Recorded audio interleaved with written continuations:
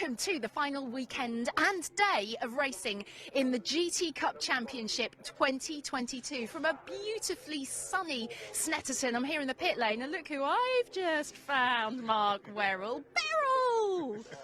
Now then, how are we?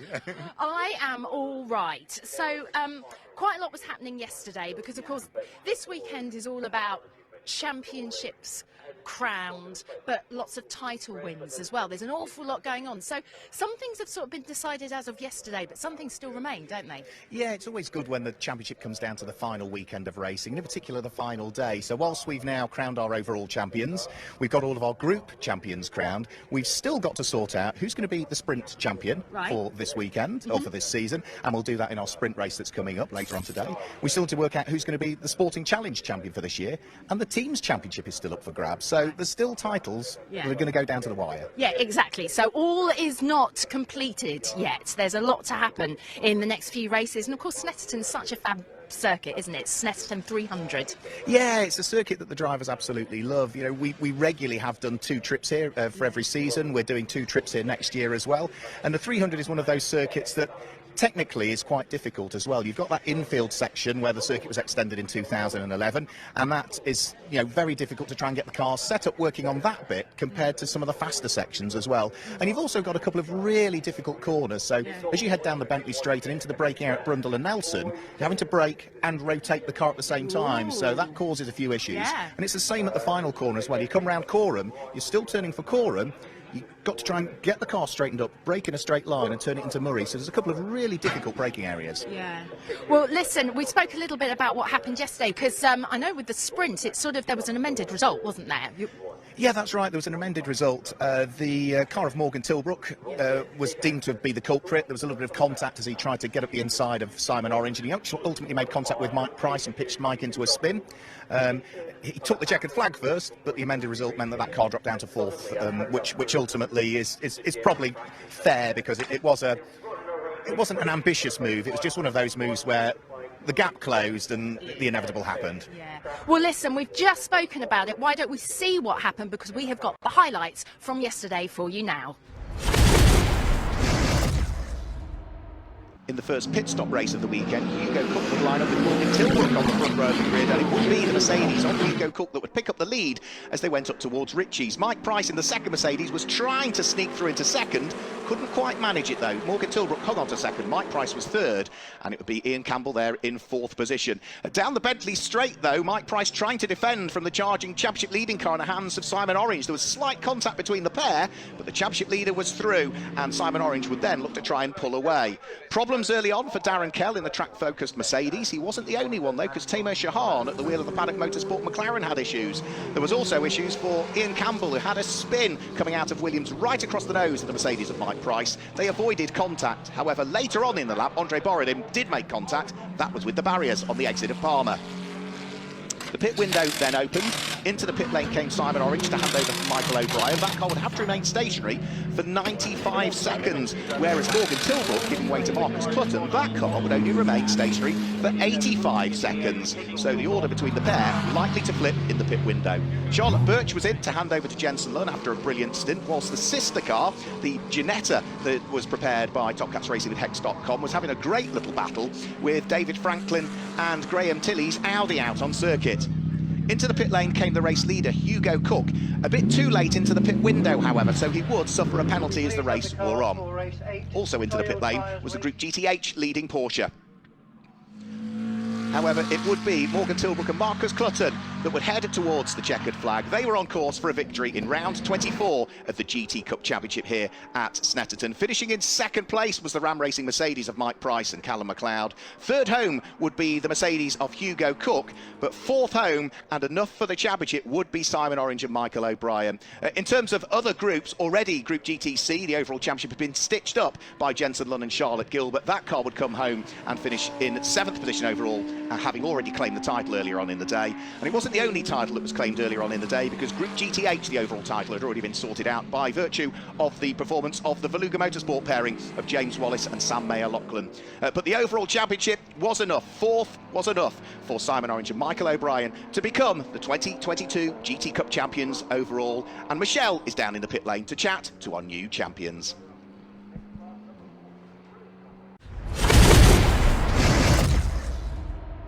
Now, as we were saying, the championship title has already been decided as of yesterday. Calculations were happening well into the night, and finally we got them, which is why we couldn't talk to them yesterday. The cap is a clue. I've got the champions of GT Cup 2022 with me, Simon and Michael. Well done! Thank you, Michelle. It's been a long season. We've enjoyed it, haven't we? Yeah, it's been a great season. I mean, what a ride from start to finish. It's been amazing working towards this goal together, and yeah, finally here. So First season. Yeah. Yeah, absolutely. But you've had the title before, haven't you? Yeah, I won the GTA and the overall in 2020. So yeah, I've just read on the GT app that I've only won it, the only other person to win it twice, so I'm delighted. That's why the smile's really, really big. So it's just brilliant for you. I'm so chuffed. But there's still some title fights up for grabs, aren't there, today? Yes, we've got to win the sprints. We've got to do reasonably well in the sprint race. We don't have to win it or anything, but we've just got to score some points. And that should win the sprint title, and then we're in the team overall, aren't we? We're 30 odd points ahead. Yeah, and I think the teams is going to go right down to the wire as well, with our 2 cars against the 2 Top Cat cars. So yeah, that's going to go all the way to the final race. Yeah, absolutely brilliant. So listen, how has the season been for you? Give us a little sum up. Well, it's been brilliant. We did 3 or 4 days testing pre-season, which is the first time ever, but the team made me do it because the car's a bit more serious. Michael made me do it, and he's helped knock a few seconds off my time. I've still got to work on qualifying. I'm not very good at that, but the racing seems to be all right. But yeah, it's been fantastic. JMH have been unbelievably good. Chris and Adam on the cars, sometimes they've been working into the night because we've had a few little dings here and there. And Graham, the team manager, and Jeff, the tech guy, they've been really good. The car's been perfect, hasn't it, for most of the time. Apart from when Michael lobbed it off at Alton. Something went wrong with it. What happened there, Michael? Might have been a bit of oil down or something. I've got quite a few excuses though, so but that's the one I'm using. But yeah, no, like Si said, and really from start to finish, the whole team, Jeff, Graham, everyone involved, it's just been a great experience, and yeah, really great first season together working with Simon properly as well. No, it's nice. And when did you actually find out about the championship result? Because it came in quite late, didn't it? Yeah, we had our own calculations, so we thought we'd done it, but it can get complex, so we had to wait for confirmation. But yeah, it was nice to win it yesterday, so we could relax today, wasn't it? Yeah, absolutely. I think a couple of hours after, when we'd done our stuff, but obviously we were still waiting for the official line from GT Cup on that. So. Well, listen, congratulations. Are you going to be coming back next year? Yeah, I think we're doing British GT as a guest next week. And if that all goes well, I think we're in British GT next year and GT Cup next year, and we may have 2 or 3 cars in both. We'll see. So we're here to start trying to snatch some trophies. Oh, brilliant! That's excellent news. And I have to just mention, it's not GT Cup related, but you've got an extra big smile on your face because, is that right? You've had rather a good weekend with the Sale Sharks this weekend. Yeah, we've had a brilliant weekend. Had a right buzz yesterday. We played our 4th game of the season yesterday, and we beat Leicester away, which the first time they've lost in a year and a half at home. So we beat them and we're top of the league, so it's all going well at the minute. Yeah, this is a particularly good weekend for Mr. Orange, I feel. It's absolutely a brilliant weekend. I'm being interviewed by the lovely Michelle. Oh yeah, it's just a little cherry on top. Listen, congratulations. I'm sure we'll be having another chat later on today, but enjoy your racing today. Thanks very much, Michelle. Thank you, Michelle. Cheers. Well, the final weekend of racing in the 2022 GT Cup Championship sees us return to Snetterton in Norfolk on the 300 circuit. The circuit was built in 1951, but the 300 circuit was introduced in 2011. It's called the 300 because it's 3 miles long, and like most circuits in the UK, it is split into 3 separate sectors. Some are fast, some are technical, but they are all very, very challenging. Sector 1 sees the cars over the start-finish line through Ritchie's, Montreal and Palmer. Sector 2 is the infield technical section through Agostini, Hamilton, Oggies and down the Bentley Straight. And Sector 3 is Brundle, Nelson, the Bombhole, Coram, Murray's and up towards the start-finish line.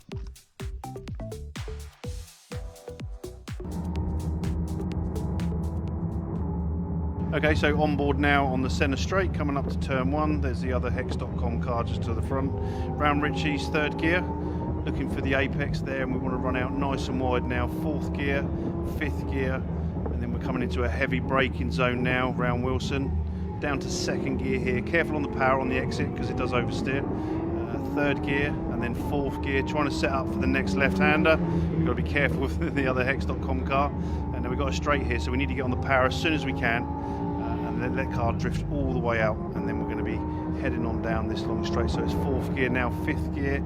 I think on a good day we would actually snatch sixth gear now through Agostini down into second. Try and keep the car in as wide as we can, take some curb, past the Marshall post 9. Now we're heading up to Hamilton, which will be fourth gear. Bleed the power on, run wide, a little snatch of fifth gear before we go through Oggies. Now this is second gear, sometimes first gear. Again, this can really catch you out on the 8 on the exit. Second gear, third gear, hold third, little flame out, try and hold third. You've got to be very precise here. And then we down onto the Bentley straight. So now it's fourth gear, fifth gear and sixth gear. Slowly bring the car to the right hand side. You're looking for your braking point under the bridge. This is going to be a heavy braking zone for the car. Fourth gear, third gear midpoint, and then down to second. Take the curb, but watch the sausage. Third on exit, lots of curb.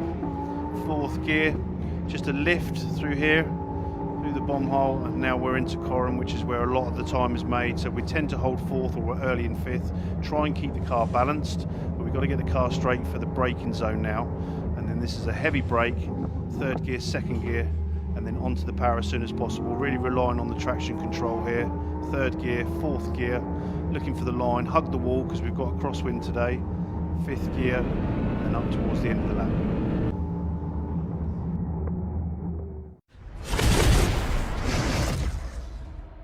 Chris Haynes from Ute Motorsport joins me now. Chris, end of the season, how's it been? It's been another fantastic year for us. The GT Cup team have delivered what I think all of our competitors and teams have grown accustomed to, which is a really hard fought but fair championship, and really pleased. Yeah, it's been brilliant, and what a fantastic weather we've had as well for the final.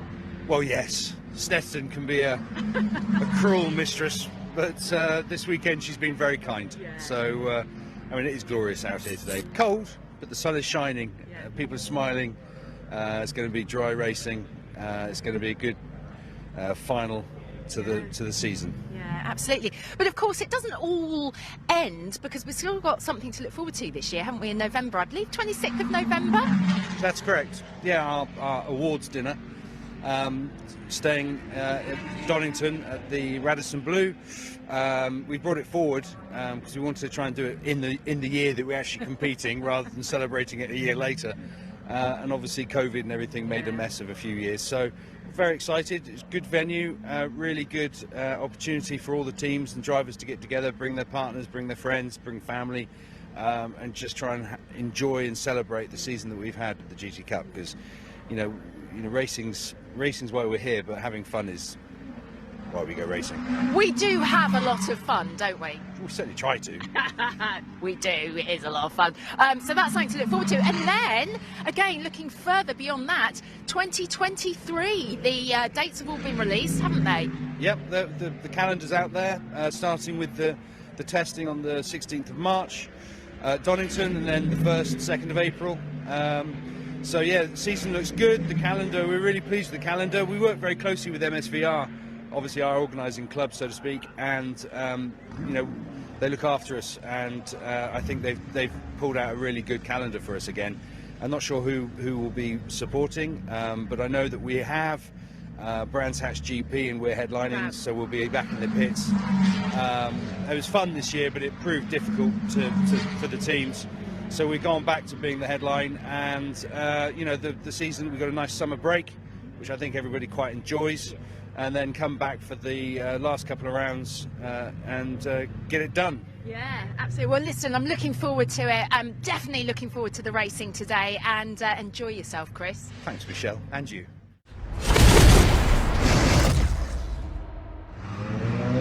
So that was Chris Haynes. The cars are literally just heading out from the pit lane now. So we've got a bit of an empty grid at the moment, but I thought I would just take this opportunity actually to say a quick hello to some of our marshals. Ladies, hope you don't mind me just speaking to you. The marshals are so crucial to motor racing, aren't they? How long have you been doing this? 22 years. That's amazing. Why do you do it? Because I love watching cars. Is it something that you were always into when you were younger? Did you love it as a kid? No, my husband used to race in Ford saloons, and then I got into marshalling. Yeah. Oh, it's amazing. What about you? You've obviously come into it a little bit later, not 22 years. It's my second day. Wow. My dad's been doing it for like 40 years, and I grew up on this circuit, and I finally got convinced to start. Oh, amazing. Have you enjoyed it so far? Oh, I love it. It's an unreal experience.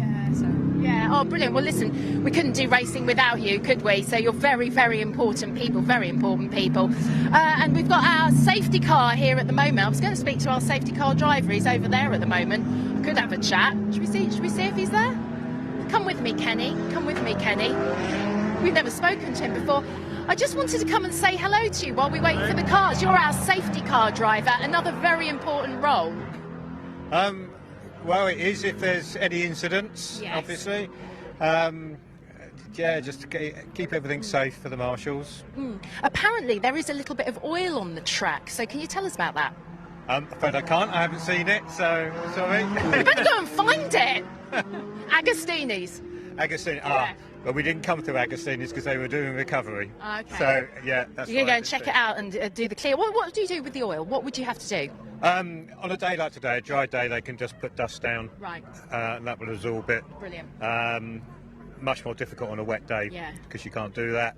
So you have to start messing around with detergent and the like. And that's, of course, when it starts taking a lot of time out from the racing. Absolutely. Yeah. Yeah. So today should be a quick fix. I should if think needed. it's done by now. Yeah. Yeah. Oh, brilliant. Well, listen, thank you again for all the hard work that you do, because it's another thing that wouldn't happen. You know, racing wouldn't happen without the participation of these sorts of people, the safety cars and our marshals. And we've got a lot more people on the grid now, so the cars will be coming through very, very shortly. Come with me, Kenny. If you're wondering who Kenny is, he's my cameraman. I'm not just talking to somebody that might be called Kenny that nobody knows. There is an actual person behind the camera. Mark, you're there as well, aren't you? I am, Michelle. Yeah. You were chatting to Ian Barrett as our safety car Oh, driver. it's Ian. Thank Ian. you. And if anybody is watching and wants to get involved in marshalling, as an ambassador for the British Motorsport Marshals Club, I'm well placed to say the best thing you can do, log on to marshals.co.uk, sign up to a taster day, which is a single day where you get the opportunity to have a guided tour around all of the areas where you can work as a volunteer Amazing. marshal. Wow, that sounds brilliant. If you're into motor racing, it would be fantastic. It's a great opportunity, and they absolutely love what they do. So our cars are coming forward. Now, just to explain, obviously this is all to do with qualifying. So on pole position, we have Hugo Cook. Now that's because he pulled the fastest time in qualifying. Now, when we spoke to Simon Orange just a few moments ago, he was saying how he often doesn't fare too well in the qualifying, but he does all right in the racing, which is good. But that is why Simon is back on row number 3. He's just pulling in, I think now. Is he pulling in or he's coming through? No, he's coming through. So he is on row number 3. I think he's in 5th position. Interestingly, just behind him in 6th position, if my memory serves me correctly for the grid, we've got team rivals Top Cats, because of course he was saying how for the team title it's kind of Orange Racing and Top Cats, and it's going to go down to the wire. That's right, isn't it, Mark? Yeah, it is. Yeah, the two of them coming into this weekend were separated by about 90 points. So that has changed as a result of yesterday. But yeah, that title is still up for grabs and could be settled, I think, mathematically in this race. Right. I'm just going to walk up a little bit, actually. We'll see if we can spot anybody to have a quick chat to. So we've mentioned Orange, obviously, Orange Racing. We've mentioned Top Cats. On row number 2, we have actually got Ram Racing. We've got both of the Ram Racing cars here, haven't we? If I'm correct, I think we've got Mike Price and who's driving on this one? I can't see the names on here. Ian We're Loggy. Searching. That's Ian Loggy, of course it is. Yeah. Well, he's being interviewed at the moment, but I might jump in there in a moment because Ian's always racing on his own as well, isn't he? I'm guessing he's doing the same thing this weekend. Yeah, last time out at Donington Park, he had Phil Keane join him. Oh, that's right, he did. That's the Yeah, it's only got a time one-off. this year. Yeah, for a one-off. Yeah. Ian Loggy has driven solo for the rest of the season and has been a busy man. I think something like 70 races, 75, nearly 80 races he's trying to cram in domestically and with his commitments elsewhere over the course of this year. Yeah, I'm slightly worried. There's a bit of, I don't know, smoke coming from the tyres. Mark, do you know what that might be? There's a fire extinguisher's just come out, so I might not go and speak to Ian right now. I might just stand back a bit. There is a fire extinguisher there just in case. He stopped speaking to him as well. I suspect he's stay over this way.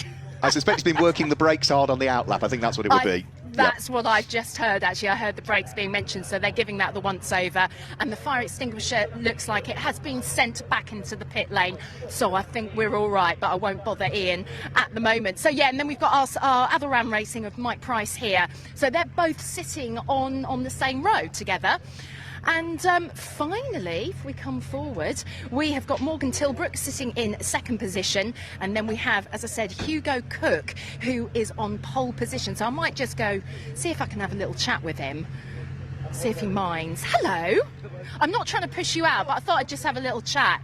You don't mind, do you, Hugo? I'll do the same position as you, actually. I'll keep the door open. Hugo, how are you feeling going into this race? Pole position? Yes, it was a bit tricky this morning with the track was quite cold, so the tyres never really switched on, so it was a bit leery, but I feel good. Yeah, well listen, best of luck, enjoy your race. I've just heard the whistle go, so I think that's kind of my cue to go. Oh, it feels very warm against this car. I don't know if it's the sun or what that is. Or is it the exhaust? Blimey, it's really hot. I was like, I'm burning my leg. Listen, we'll let you go. There we go, team talk. So apparently I have still got a couple of minutes. Oh, I was really hot on my leg. Should we see if we can have a quick mosey with Morgan Tilbrook? Quick chat with... just have a very quick word with Morgan. How are you feeling going into this race? You're in second position. Yeah, no, it's always nice to start on the front row. Yeah. Cook keeps me keen. I think he's 18, so I'm not used to racing against such young people. But I think it makes you a better driver chasing him down. So. You've got the experience, though. Yeah, I've got the experience, but he's 22 years younger than me. So it keeps me focused and gives me something to chase. And obviously, great drivers behind me as well. So I've got to try and keep them behind me and chase him down. So it's going to be a tough race, but I'm looking forward to it. Listen, enjoy your race. Enjoy the final sprint of the season. Brilliant. Thanks very much. Right, here we go. Well, I've heard another whistle, but I think we've still got a couple of minutes before they go, so I may as well stand here for a bit longer. That was the 2-minute board. Oh, was that the 2-minute board? I wasn't really looking. So we have got a nice looking grid of cars, and we've got excellent weather conditions yet again, because it was good yesterday, wasn't it, Mark? It was perfect weather conditions yesterday. That slight breeze, but not bad for this time of year, Michelle. Yeah, exactly. And again, we've got this beautiful weather today, so I don't think we'll need any wet tyres on today. Mind you, I've probably just completely cursed the whole thing and there'll be some freak rainstorm that happens. I hope not. I don't think so. Listen, I think that's the 1 minute, so I think I'm going to get myself off for the last time this season for the sprint race. Let's go racing. Mark, it's over to you. Thanks a lot, Michelle. Yep, so the cars are lined up on the grid. The safety car is about to bring them round on the final formation lap. Joining me in the commentary box for this one, I'm delighted to say, is co-driver in the number 23 Greystone GT McLaren. Ollie Webb joins me in the commentary box. Welcome along, Ollie. Oh, thank you for having me. It's nice of Ian to let me off the leash and come and commentate on the race. Well, usually you'd be having the headset on because you're the pro driver in that car. Ian's coach in reality. So, for you to step away and join me in the commentary box, I'm very, very grateful indeed. No, thanks for having me. Yeah, I've got my headset with me, so of course I'm still slightly biased, but here to entertain as much as I can. So as the cars head off on their formation lap, let's guide you through the grid. The way that they will line up for this sprint race is based, of course, on the qualifying session that took part earlier on over the course of the day. Of course, when it comes to that endurance race that we have later on, it's the fastest laps from this race that will then give us the grid for that second race of the day. So as the cars head around the circuit, we should now be able to guide you through the grid. We've got the starting drivers as well for this particular one. It's Hugo Cook that starts on pole position alongside his Morgan Tilbrook, with row 2 of the grid being Ian Loggy and his Ram Racing teammate, which is Mike Price. Row 3 of the grid sees Simon Orange line up alongside Ian Campbell, and row 4 of the grid is going to be number 44, started by John Whitehouse, and alongside is the number 9 Top Cats Racing Lamborghini, which is Charlotte Gilbert all day today. Row 5 of the grid, Rich Mason lines up alongside the fastest car that qualified in Group GTH, which is James Kell at the wheel of the track-focused Mercedes. And row 6 of the grid is Will Dendy in the McLaren alongside Tim Kresick at the wheel of the Par Porsche. Row 7 of the grid is James Wallace, and he has got for company the Mercedes of Make Happen Racing in the hands of Steve Walton, with row 8 being former champion Adam Hatfield lining up alongside Andre Borodin. On to the next row of the grid. That's where we see the number 14 Greystone GT4 McLaren of Phil Carter alongside the leading car in class GTB, which is Chris Murphy. And then row 10 of the grid is Tom Roach will start the number 26 car alongside number 77 Mark Hopton. The final row of the grid sees number 96 John Curry line up alongside what will be Sam Randon, I'm led to believe, will be starting in the number 3 Top Cats Racing Ginetta. So that's the way that they line up. But Ollie Webb, join me in the commentary box. You'll be wanting to cheer on, of course, your man in this race, the number 23 car in the hands of Ian Campbell, who I've got to say, we mentioned him off microphone.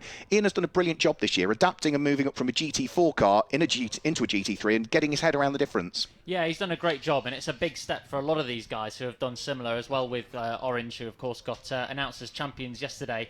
But it's great. It's just great to see so many GT3 cars in this field this year, and I think GT Cup have got a really good opportunity to show off a really good race. And with the conditions we've got today, hopefully weather's not going to be a factor in that at all. As the pro driver that works with the AM and brings them on, how pleasing is it for you to see the progress in Ian Campbell and all of the other AMs within the Greystone GT field? It's great. I mean, it's a new thing for a lot of us who, of course, had our own careers coming up, but then to be racing in a Pro-Am series, you've got just as much encouragement for them as you do when you want to do your own job, getting the fastest lap in the car yourself. So now, obviously, seeing them all line up, your nerves start going, even as the co-driver now. So I'm in the commentary booth, so I'm also obviously thinking about him and what he's feeling and going through. You're like a nervous parent, are you? Yeah, almost. And Greystone GT have built a little family almost, haven't they, really? Yeah, they've done an amazing job to have 2-3 cars in the GT3 class, 2-3 cars in the GT4 class as well. They've really built up really quickly. Yeah, their second birthday just a few days ago it was for Greystone GT as a racing team. So Hugo Cook and Morgan Tilbrook, the Mercedes and the McLaren line up there on the front row of the grid. 25 minutes are on the clock. We're about to get the penultimate race of the season underway, which is round 25 of the 2022 GT Cup Championship. Lights go off on the gantry and they charge their way up towards Ritchie's corner, the first corner. Hugo Cook looking to see whether he can convert pole position into the race lead. Yes, he has. Can Ian Loggy squeeze through to second? No, he can't, as they file their way through the right-hander. Everybody just treading gingerly in the early stages. Ian Campbell almost out wide there, but Hugo Cook leads as they head in towards the braking area for the Wilson hairpin. He brakes way too late, runs off wide, has to be careful how he rejoins, but got away with it rather there, Ollie. Yeah, he just about got away with that, managed to rejoin on the outside, which is onto the racing line, but he will have a bit of dirt on his tyres, and we are coming up towards Agostini. We can see also here, even on this corner, some of that cement dust that has been put down for the oil from the previous race that has come out.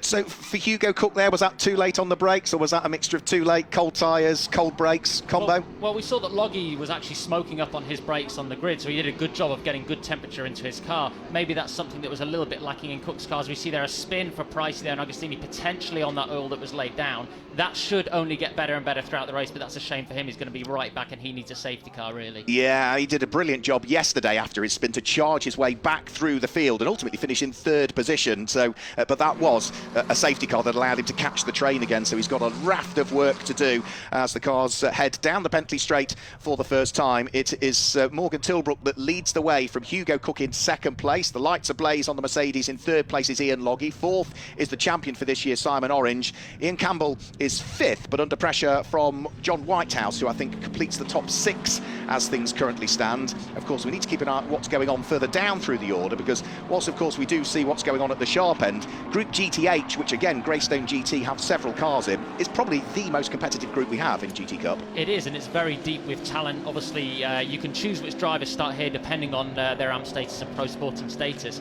So there's a big fight here for second, third and fourth in the championship in GTH, and that is hard. As we see there, an overtake down the inside.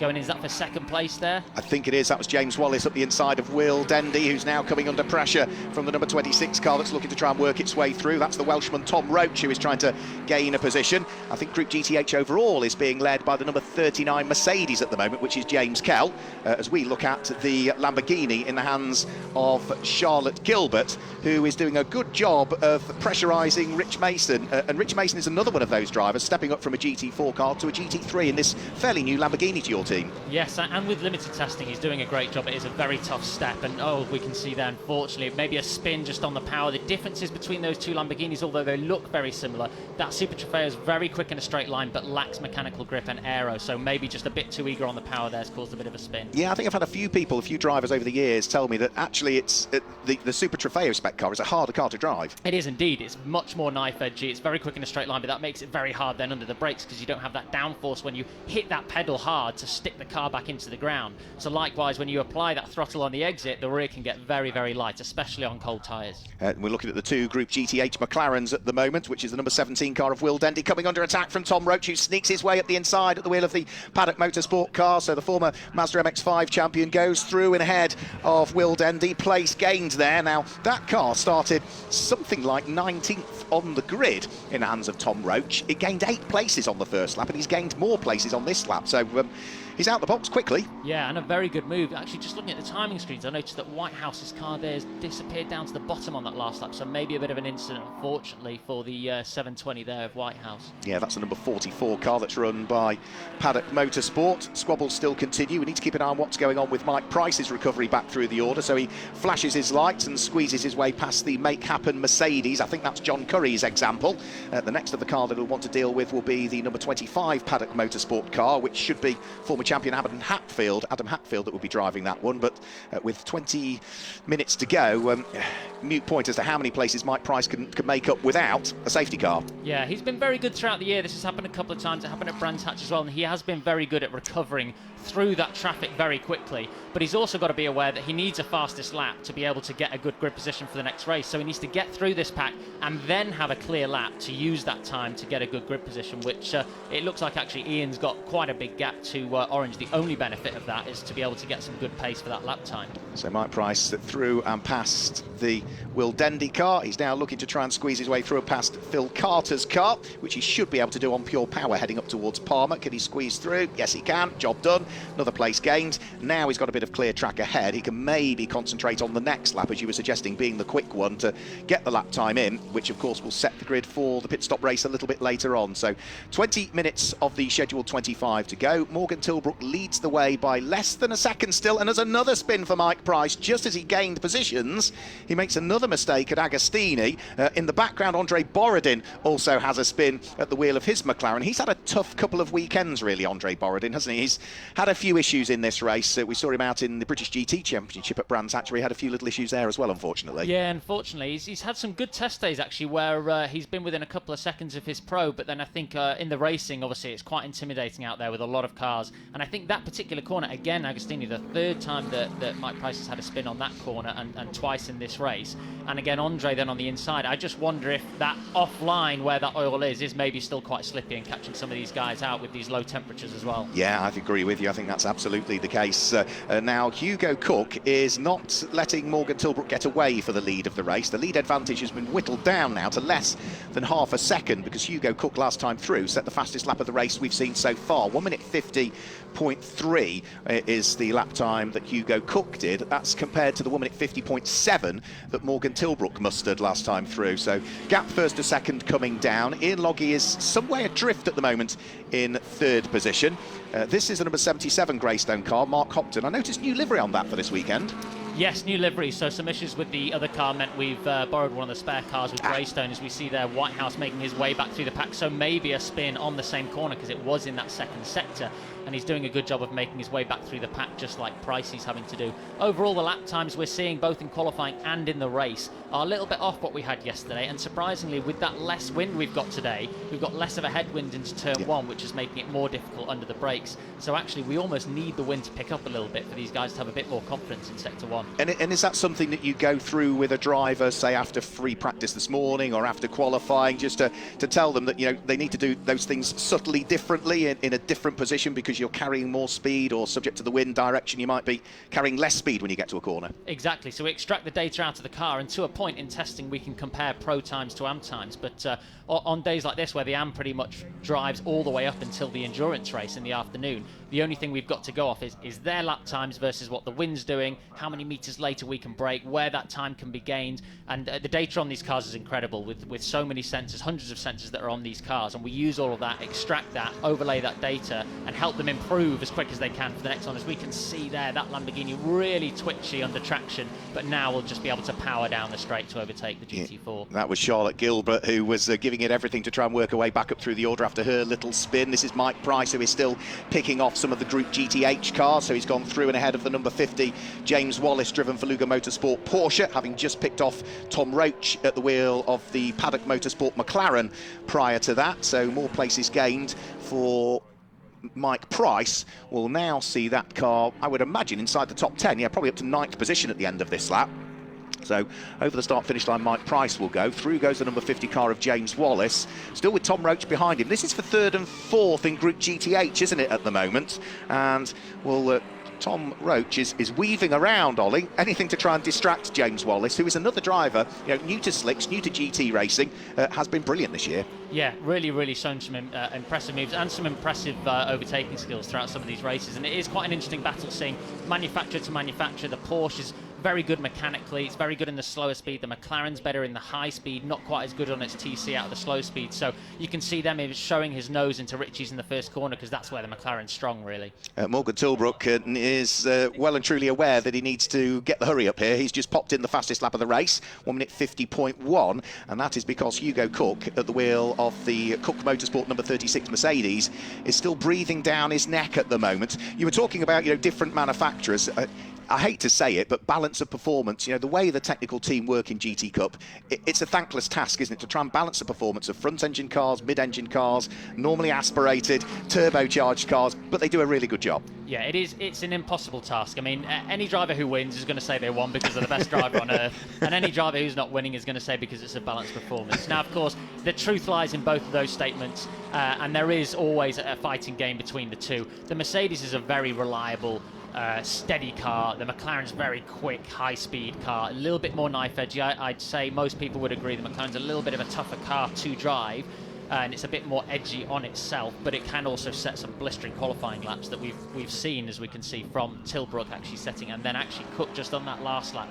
And there we've got Richard Mason just coming off before Coram out of the bomb hole. Now that Lamborghini is new to its setup. It does seem to bottom out, we found out so far this weekend. So I just wonder if through bomb hole, as it's raised up out of there without that headwind, it's just touched on the floor and it seems to have spun to the inside. But he's back on track now and will also have to work his way through the pack now. And again, just touching on that, because of that change in the wind, that's something again that after this race you'll look back at that data, and the team will, to understand what caused that to happen. And again, is that just a case of either increasing tyre pressures to raise the ride height, or do you increase physically the ride height on the car? So yeah, John Lancaster, who looks after that Richard, will be going through all of that, and the tyre pressure is very sensitive this year with this new tyre. So you can be 0.5 of a bar here or there and above, and the car will go from operating just how you expect to locking up and moving all over the place. And that surface area of that tyre that's touching the ground, you imagine it, you blow it up like a balloon because you want a bit of pressure and temperature in there, but all of a sudden you've got less contact patch. And with these cars, they need that temperature. If you go offline or have a spin or pick up some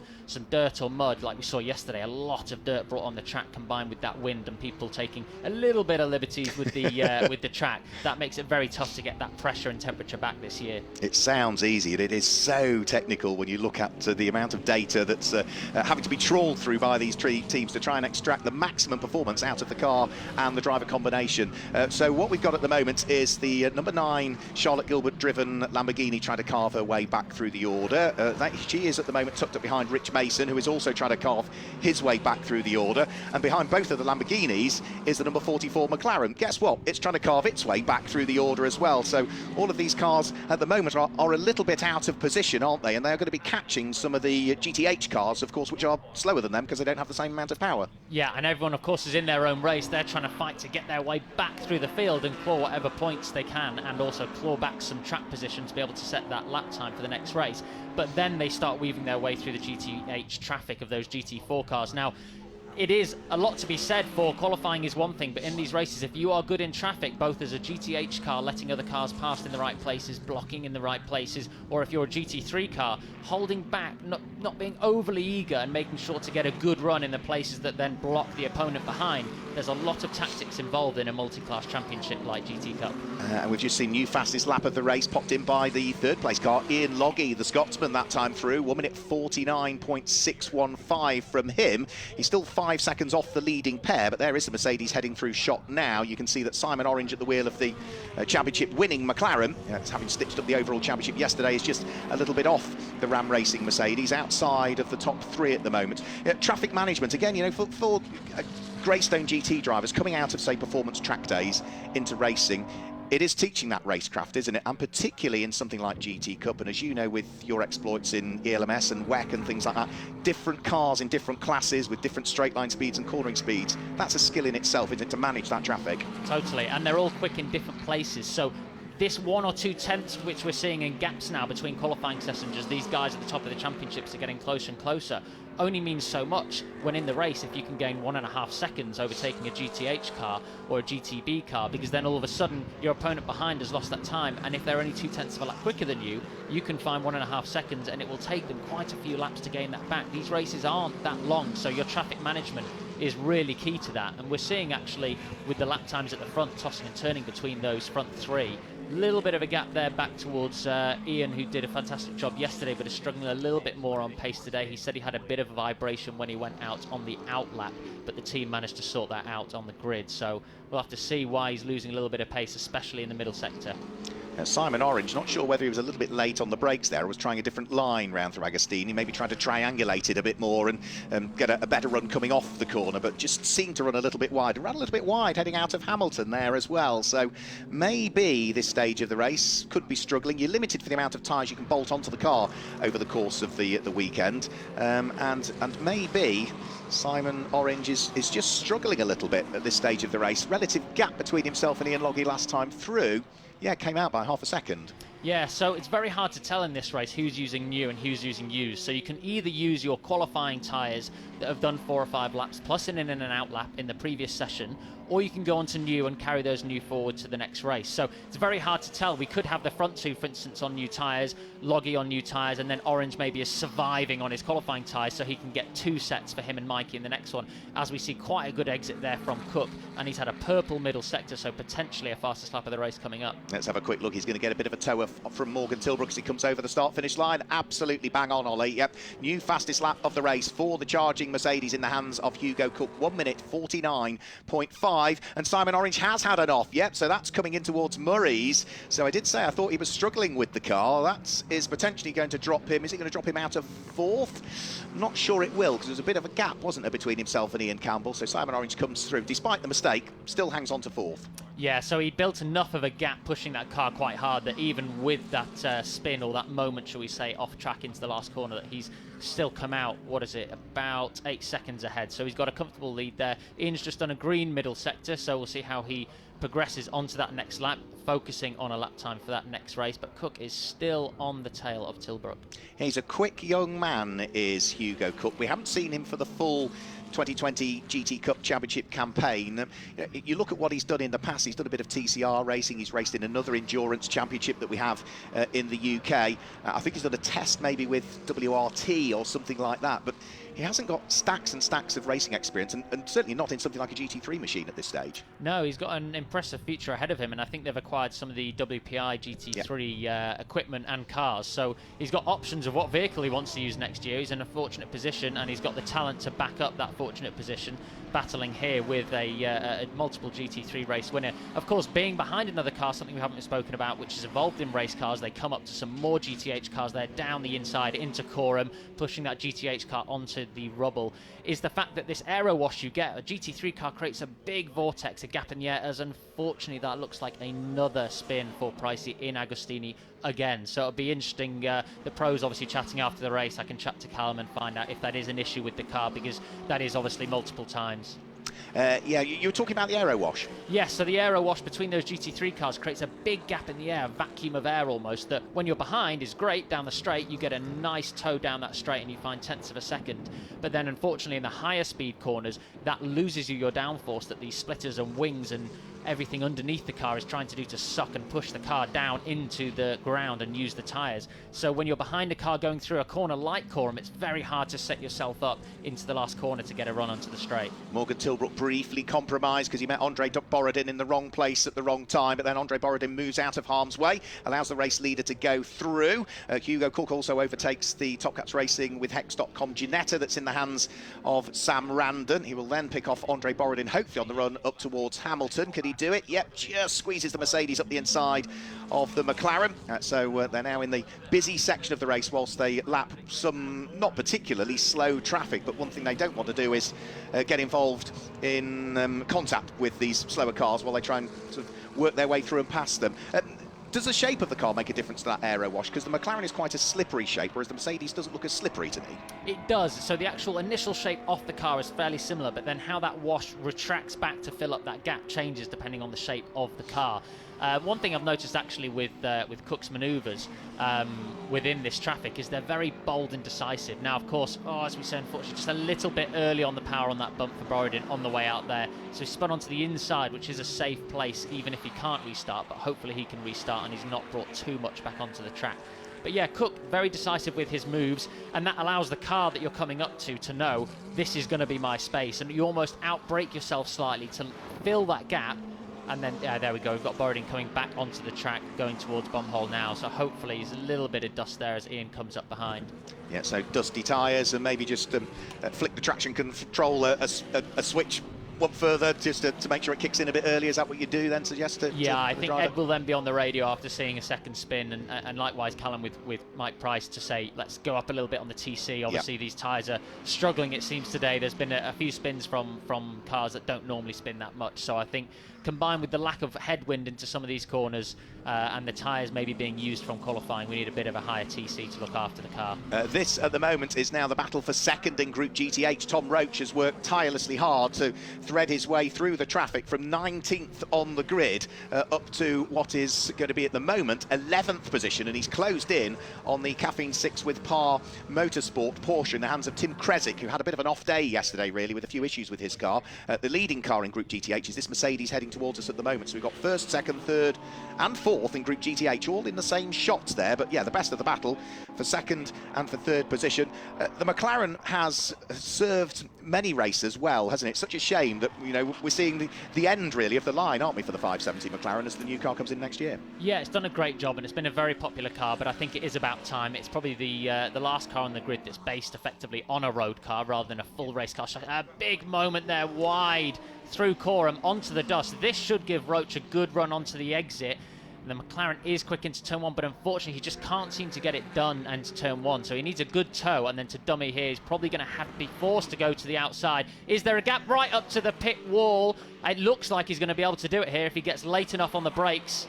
Wow, that was impressive stuff from both drivers, I've got to say, because Tim Kresick thought he'd closed the door and then saw Tom Roach alongside him and chose not to close the door, because that could have been an accident there. So hats off to both of them. But wow, it didn't look like there was a McLaren-sized gap there. There did not. That was a great move. And then Roach coming out of Ritchie's, immediately one car width to the inside to let the Porsche behind know that I am not giving up this space. And even with all of this battling, they're still in the same frame for P1. So we'll now probably be able to see how quick this McLaren really is with 4 minutes to go, and if they can close that gap to the Mercedes. Yeah, well, the Mercedes in the hands of James Kell was 2.5 seconds up the road from Tom Roach, who had literally just got himself into that second place in Group GTH as they came over the start-finish line. So we'll keep an eye as to whether that gap is closing or not. It was 2.481 as they came over the start-finish line. They've gone through the first sector already, and Tom Roach has not gained any advantage through the first sector, but it's not surprising because he was still completing the overtake at that stage, wasn't he? Yeah, exactly. Well, that was some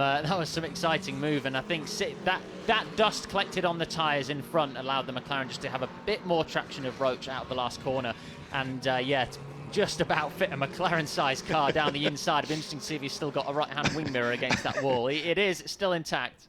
Yeah, the one thing you can't do is close your eyes. We've got Hugo Cook still within half a second of the race leader. Here they come down towards the bottom of the Bentley Straight. Morgan Tilbrook still having to work terribly hard to try and hang on to the lead of the race. Hugo Cook, who has not had a win so far this weekend, will be desperate to see if he can chalk one up. But time and opportunities are running out. And of course, when the drivers are so evenly matched and the cars are so evenly matched, you're almost reliant on a slight mistake, aren't you? And there's not many chinks in Morgan Tilbrook's armour, are there? No, he's driven very well in everything he's been in this year. And although the Mercedes in the hands of Cook is being driven very well, there's only so much you can do as the chaser, as we can see them catching up to Rich Mason here. That Lamborghini's very quick in a straight line, but he's not obliged to move out of the way. In fact, he's even defending, wanting to stay on the lead lap, or is that an overtake option? A bit of both, I think. And here it's the decision of whether Tilbrook goes around the outside, which he does. Cook follows. There's now a GTH right in between. They're going to have to slither their way between the two cars, and they remain in tandem in the same 1-2. And Hugo Cook, yeah, one thing he didn't want to do was be compromised by that traffic there. He's almost pushing Morgan Tilbrook as they come out of the corner. Is he going to try and sneak up the inside at Palmer? No, he doesn't. He ducks back behind, tucks himself in as they head through the left-hander. There's just over 2 minutes remaining on the clock, so they should be heading through onto their final lap of the race next time through. But there's no respite at all for Morgan Tilbrook. A, because he's got to defend from the charging Hugo Cook, but B, there's also further traffic up the road that they're going to have to deal with before too much longer, and that looks as though it might be the car of Tim Kresick, who is running in 11th position, will be the next of those that they're going to have to deal with. The catalyst for change could be where they meet the traffic. The one thing Morgan Tilbrook can't afford to do is meet that traffic in the wrong place. No, he'll be praying as he gets to the mid-sector, just like he has now. This is a pretty good timing, actually, that he just gets them on the exits and onto the straights, which therefore has no effect to his straight line speed. But, yeah, Cook was physically pushing him as we see his lights flashing. He's trying any tactic now to distract, as we've probably got this lap plus one more, I think, to be able to finalise who's going to win this race. But they've been nose to tail the whole time, and Cook physically pushing him through that middle sector, but his opportunity is only going to come with a GTH car, I think. I mean, if you're the driver and the car's behind flashing your lights, does that distract you? Because visibility, rear visibility, particularly in these GT3 cars, isn't great. You almost have to use the CCTV camera, don't you, that shows you what's going on behind. Yeah, it's, I'd say as Cook gets through now. Unfortunately, Tilbrook went for a move, which I frankly would think was a very good move, around the outside, but unfortunately, again, picking up so much dirt on the tyre, no traction under brake, no grip under braking, and no traction on the exit the last corner, and Cook's got through, and I don't see that going back the other way, because Cook had some good pace even behind him. I think what he was desperate to try and do there was get Tom Roach between himself and Hugo Cook's Mercedes, and it just didn't quite work out in the end. Hugo Cook now decisively dives at the inside of the Group GTH leading Mercedes, and almost made a mistake mid-corner there, which pushed him into that car. Now, that didn't overly compromise him too much coming out of the corner, but Morgan Tilbrook now is right behind him once more, so they are on the last lap of the race. We've seen a mistake from Morgan Tilbrook. We just saw a very small mistake from Hugo Cook. The race is still on. The race is still on. We said earlier on that Cook made some decisive moves, but I think they're just a little bit too eager to again get another car in between the two and make the same mistake that got him the place in the first place. He needs to head down now, focus on the last lap, I think we are, if I'm not wrong. Yep. And actually Cook has also got the best lap of the race still, so he's in a good position here to get the first win of the weekend for himself and pole position for the next race as he leaves black lines coming out the corner. Now, what that means is from the car behind, you can tell he's on a very low TC setting, and if he isn't too careful, a big jump running too wide there. There's a big raise on the mound of the curb as you exit too wide there. He will have tripped a track sensor. Hopefully no penalty there if he's not got any track limit warnings before that. And of course these cars run so low to the ground as well, you can very easily rip off a front splitter or dive plane or something, can't you? Exactly, and you use a lot of performance from there. And with this schedule in GT Cup being quite tight, it doesn't give you too much time to get that repaired, as Cook's now got a very healthy lead going into the last corner. He just needs to breathe easy now and relax. Well, Morgan Tilbrook has led most of the laps, but Hugo Cook is going to lead the most important lap, and that is the final lap that will bring them up towards the checkered flag, because the clock has ticked to 0. Hugo Cook is on for his first win of the weekend, his second overall win in GT Cup since joining it midway through. Hugo Cook comes through to claim the win. Morgan Tilbrook will be there, somewhat disappointed, I would imagine, in second position. Ian Logie will come through and finish in third place. A little way adrift, though, at the wheel of the number 16 Mercedes. And fourth, which should go the way of Simon Orange. We've still got some scores to be settled out on track, though, because Sam Randon at the wheel of the Group GTA Ginetta is hounding Will Dendy's McLaren that runs in Group GTH up towards the final corner. Is the Ginetta going to go through? Not quite sure. We'll have to have a look as they come through. He's going to try around the outside, make it stick. Will Dendy will give him room. He's a fair racer, but no, can't quite get the job done. So now going to come over the start-finish line in the same order. And your man, Ian Campbell, he's going to come through and finish in 5th position, Ollie. Yeah, 5th place. It's not the position we want to be in, but he's done an amazing job yesterday, as we see there, Andre pulling over, so I'm not sure if one of the issues from the rear axle did look a little bit funny when he had that spin. Pricey also crossing the line there in 6th place and also 6th in class. Well, I can let you go if you want, because, of course, if you don't go soon, you'll get stuck on this side of the track for the next race. But thank you for joining me in the commentary box. It's been brilliant for you to offer to do this, and good luck for your race later on today, Ollie. Thanks very much. Yeah, I'm looking forward to getting my own race kit on. Thanks for having me. Pleasure. Anytime. You're more than welcome. So there we go. That's Ollie Webb, who thankfully joined me in the commentary box for this one. We wish him well as he jumps on board the number 23 car with Ian Campbell for the race later on today. Ollie, if you're not familiar, is a former European Le Mans Series P2 champion. That was back some 8 years ago now, 2014, when he won that championship, having first cut his teeth, as so many pro drivers do, in single-seaters. So the last few cars just working their way over the start-finish line now. Hugo Cook, there he is, our race winner, also having set the best lap of the race, so that will give him pole position for the pit stop race later on today. So with all of the cars having taken the checkered flag, we can hopefully shortly rattle you through the results. There's one car that didn't take the checkered flag because it stopped on the final lap, Andre Borodin, so it might just be a while whilst the timekeepers try and establish that that car is indeed missing, and then we'll finally close off the results, which I think we can probably bring you in any second now. Yes, we can. Here we go. Hugo Cook claims the win in the end by just over 3 seconds from Morgan Tilbrook, with Ian Logie completing the podium. The champions for this year, Simon Orange finished in 4th place, with Ian Campbell in 5th, and Mike Price recovered to finish in 6th place despite 2 or 3 spins along the way. 7th was the leading car in Group GTC, which was Charlotte Gilbert, and 8th was number 44, which was John Whitehouse. In 9th place, James Kell won Group GTH, and completing the top 10 was the man who charged from the tail end of the field, which was Tom Roach. Just outside of the top 10 was Tim Kresick in the Porsche, who finished in 11th. Rich Mason was there in 12th, ahead of James Wallace, who finished in 13th. Adam Hatfield was 14th, Phil Carter 15th, and Chris Murphy secured honours in Group GTB to finish in 16th place overall. Then it was Will Dendy from Sam Randon, who picked up top honours in the number 3 Ginetta to claim Group GTA. Mark Hopton and the number 69 car driven by Stephen Walton finished in 20th place, with John Curry, the last of the finishers, in 21st position. Just one car that we lost along the way, and that was on the very final lap, which was Andre Borodin. So that gives you the results for the GT Cup, the final sprint race of the season, and maybe Michelle down there in Parc Ferme can gauge some reaction from some of the drivers and the teams after our penultimate race of the season. Hello, yes, I am here in scrutineering. We're just waiting for the cars to come through. So we've got the number 50, which is James Wallace. So James is in the GTH. We've got 2 GTH cars in, actually, as well. And I'm going to see if I can speak to a few people now. In fact, yeah, let's go over here. Let's go over here. He's got out of the car. Let's go in there. Hello? You spotted me already coming over. So, how did it go? Tell us. I'll let you get your helmet off first, maybe. We might be able to hear him a bit better. There we go. This is what he looks like. How was that race for you? Yeah, it was good. Yeah, much better. I messed up qualifying, got my lap taken off me, so started at the back. Yeah. Yeah, it was really fun. Really fun. Car felt great. Just needed a few more laps. Leaders got in the way a little bit, just at the wrong time, but much more positive now after. Good. So you feel a lot more confident going into the race later on, the endurance? Yeah, it should be good. I mean, my teammate Tamer's been super fast all weekend too, so hopefully together we got a good chance. Yeah, brilliant. Well, listen, congratulations. I'm glad it went better for you. Thanks a lot. Brilliant. Well, have we got, there's Simon. We've got to go and have a chat with Simon, haven't we, and see how he's feeling. Mark, out of interest, do we know how the sprint title has gone after this with these points? Or is that still to be decided? The sprint title will now be decided, and subject to official confirmation. I think when you talk to Simon Orange, you can also call him the sprint champion for this year. I think, Simon Orange, that you may have just grabbed the sprint title. I think you're right. Subject to official confirmation. I definitely tried to mess that up, that's for sure. Completely lost it trying to get to the right-hand side of the track on the last turn. Span it like a complete buffoon. What a knob. Oh, dear.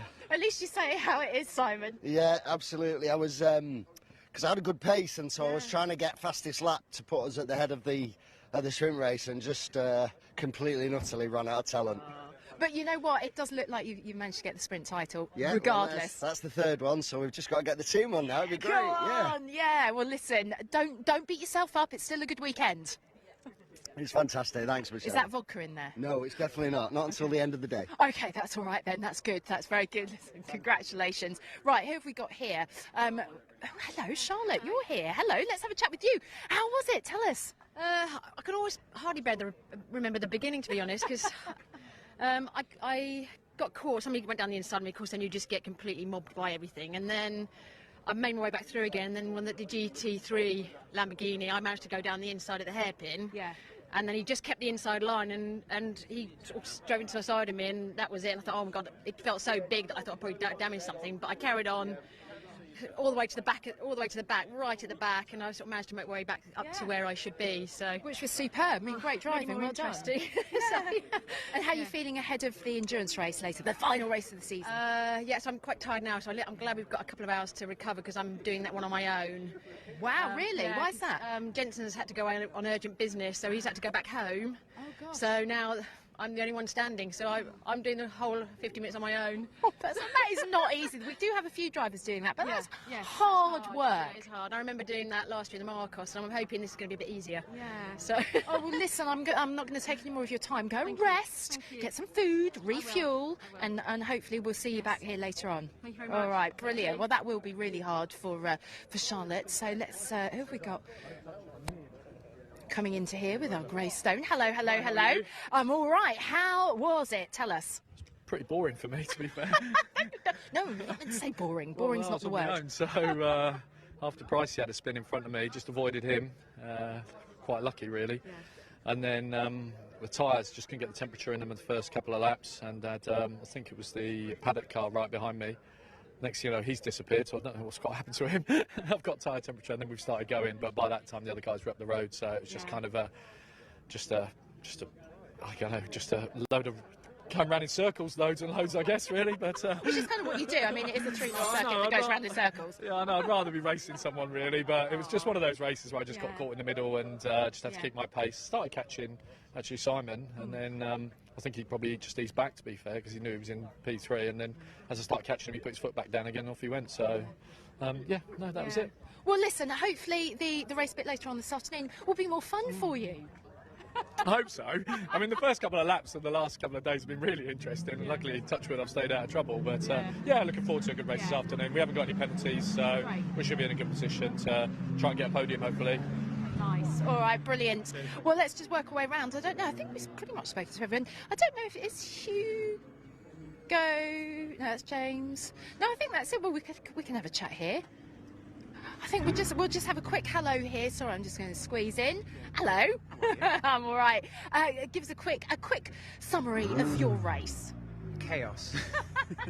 I just had boring from him, and you're saying chaos, so it's good. It's a mix. Yeah, it was a bit dusty and slippery, and I had a few Jesus take the wheel moments, but we managed to keep it on the black stuff. Yeah, kept going around. Great fight with Tommy, so that was good fun. We go way back, so it was nice to do that. He was better on the brakes, but I had better exits, so it was nip and tuck.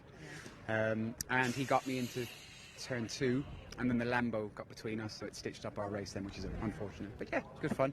Good fun. Yeah. A bit more chaos later on. Yeah, I think we'll make a little bit of a change on the setup, and then see if James can do the good stuff for me again, so I don't have to work so hard for the second half of a race. Oh, brilliant. Well, listen, good luck for later on. Hopefully we'll be having a chat.